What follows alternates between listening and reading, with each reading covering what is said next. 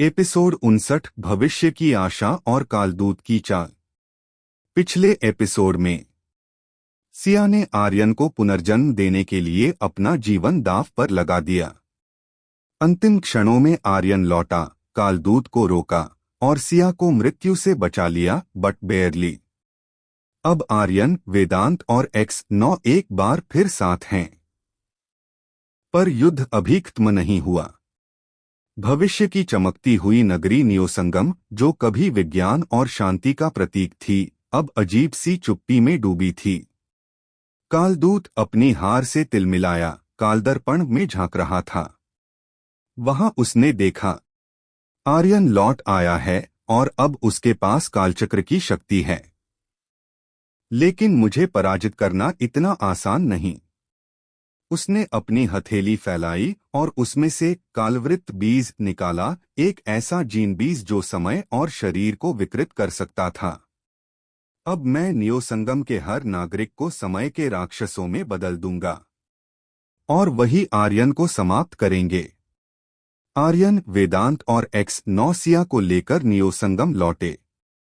सिया अभी भी बेहोश थी, पर उसकी सांसें चल रही थीं।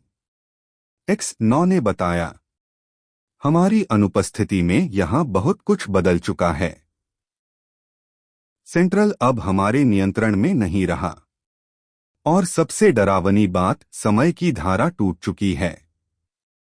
वेदांत ने पूछा, इसका मतलब?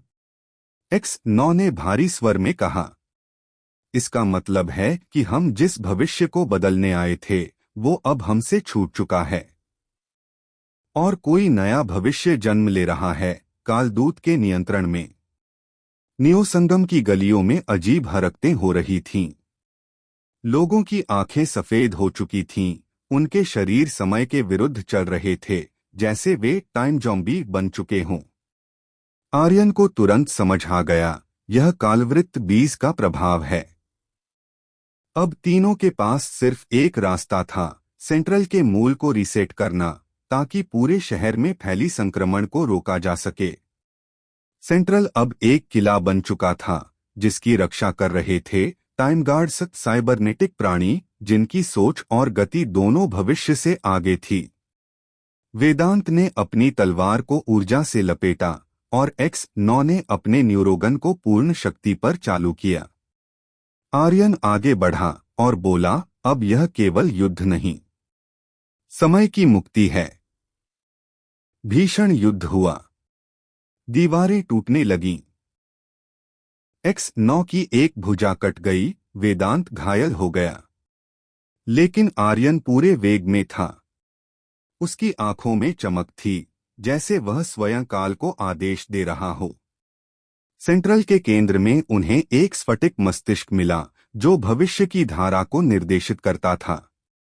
पर वहां एक और मौजूद था, कालदूत का प्रतिबिंब, उसकी कृत्रिम चेतना।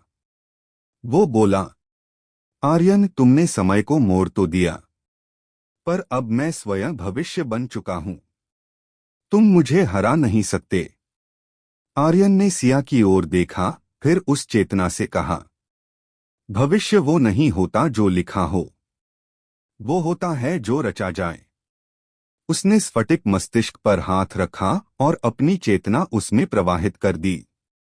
एक चमकदार विस्फोट हुआ, पूरी इमारत रोशनी से भर गई। जब धुआं छटा तो नियोसंगम फिर से जीवित हो गया था। लोग सामान्य हो चुके थे। सिया की आंखें भी खुल चुकी थीं। वेदांत मुस्कराया, हम फिर से समय के साथ खड़े हैं।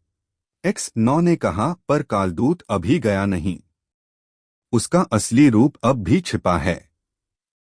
आर्यन ने आसमान की ओर देखा, जहां एक अनजान तारा चमक रहा था।